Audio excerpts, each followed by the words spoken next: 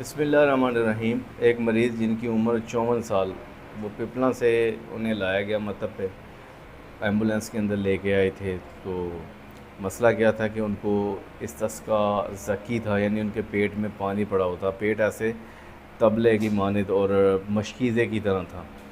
और जो अलामात थी, सांस बहुत ज़्यादा फूल रहा था, चलने फिरने के बहुत ज़्यादा नकाहत थी। उनके बेटे जो है सहारा दे के उसको लेकर आए। और मैंने जब मरीज़ की नब्ज़ चेक की तो वो पिलपिली थी। पिलपिली नब्ज़ जो होती है, ये गुद्दी तहरीक जो गर्मी की नब्ज़ होती है, और ये एक यूनिवर्सल लॉ है कि जो हरारत है उससे तवालत आती है, हर चीज़ फैलती है, ये यूनिवर्सल लॉ है। और सर्दी से सुकेड़ आता है, चीज़ें सुकड़ती हैं। तो उनकी जो उंगलियां थी वो तकरीबन 3 से 4 पोरों के ऊपर ठोकर मार रही थी। ऐसी जो नब्ज़ होती है गुद्दी ज़लाती होती है। गुद्दी ज़लाती तशख़ीस करके, यानी गर्मी खुश्की कैफ़ियाती तौर पे मैंने तशख़ीस करके जो दवा तजवीज़ की, और उसके अंदर गुद्दी साबी मलैयन जो है वो 1.5 माशा, और अक्सीर वरम जो है वो 1 माशा सुबह दोपहर शाम 3 टाइम खाने के लिए दिया। और अलग से त्रियाक गुर्दा 1 माशा सुबह दोपहर शाम तकरीबन पहली खुराक के आधे घंटे के बाद दिया। क्योंकि जो इसका ज़की वाले मरीज़ होते हैं, इनका पेशाब भी ठीक से फ़िल्टर नहीं होता, इनका यूरिया क्रिएटिनिन भी बढ़ा होता है।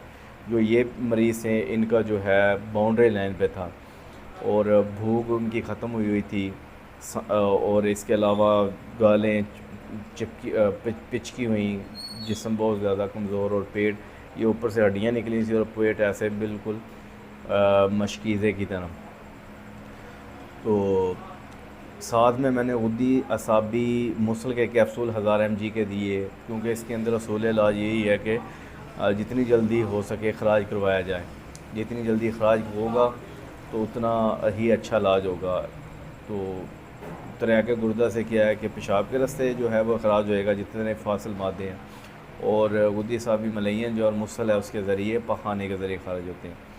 तो ये जो है मेडिसन 45 दिन इस्तेमाल करवाई। खाने पीने में जितनी गर्म खुशक गर्म चीज़ें हैं, जैसे अंडा और फास्ट फूड, इसके अलावा ब्रैलर मुर्ग, बड़ा गोश्त है, और भी बहुत सारी चीज़ें हैं, ये बंद कर दी खाने पीने में। कद्दू, टिंडे, काली तोरी, इसके अलावा सागू दाना, ये खाने के लिए तजवीज़ किया गया।